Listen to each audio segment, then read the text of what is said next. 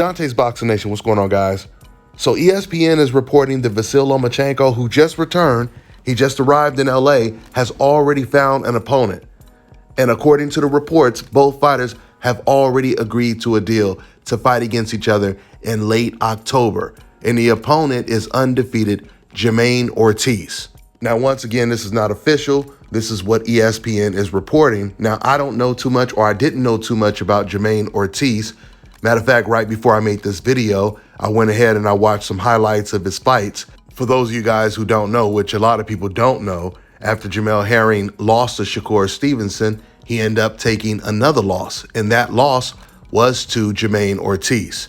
Jermaine Ortiz is a decent fighter. He's a switch hitter. He's naturally a right-hander, but he fought really well pretty much the whole night as a southpaw against Jamel Herring. Ortiz, he can box and he can fight on the inside, so it should be a really, really good test for Lomachenko with this being his first fight back.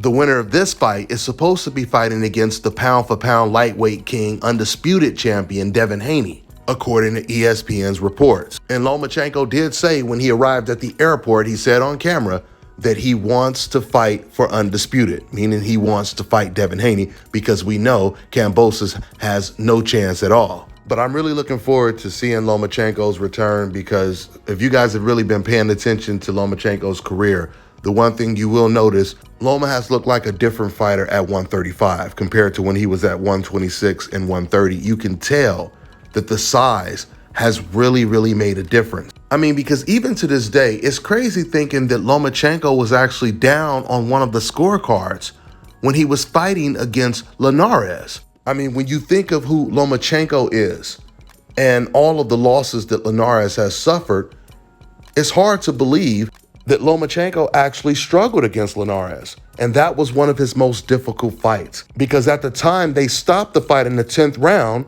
the fight was completely even. One judge had Linares up 1 point, another judge had Lomachenko up 1 point, and then the third judge had the fight even. Not to mention, he knocked down Vasyl Lomachenko. By way of contrast, Devin Haney won almost every single round against Linares, except for the round, obviously, he got staggered in. My point is, that fight should have been just as easy for Lomachenko as it was for Devin Haney. Then Lomachenko, he struggled against Luke Campbell, then he lost to Teofimo Lopez. Those are all fighters that Devin Haney would have beat easy. So with that being said, that's what makes this fight against Jermaine Ortiz so competitive. I believe it will be a competitive fight, because once again, almost everyone Lomachenko has fought at 135, they gave him a fight. From Pedraza to Richard Comey, all of those guys gave Lomachenko, surprisingly, a really good fight. So I see Ortiz being in this fight. I still see Lomachenko winning this fight, but I see it as a very good test for Lomachenko. Let's see if this fight gets announced. That's all I got for now, guys. I'm on to the next one.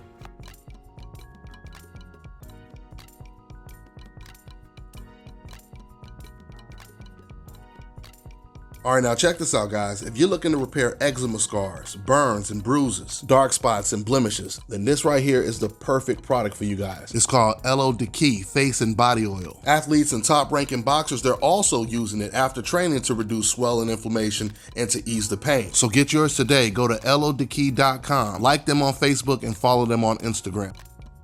Fellas, I've got some great news for you. If you've lost your hair or have a receding hairline, the time has come when you can finally get your hairline back through a process called scalp micropigmentation. So here's how it works. It's a hair tattoo that replicates the look of your hair follicles when you have fully shaved it down. So to get this hookup, make sure you follow and contact my man Scalp Carolinas on Instagram. Let me tell you guys about Issa Israel Law Firm. It is a full-service legal practice based in Denver, Colorado, an emerging hub for combat sports and high-altitude training. If you're a fighter inside or outside of the ring and you need a law firm you can trust to fight for you, visit thefighterfirm.com or email help@iilawfirm.com. Legal representation is usually limited to plaintiffs or defendants in Colorado, but iFirm can help anyone in the world with trademarking their business name, logos, and U.S. immigration issues. This brother has been my attorney for a while and helped guide me through all kinds of business and civil issues, so make sure you guys go to thefighterfirm.com.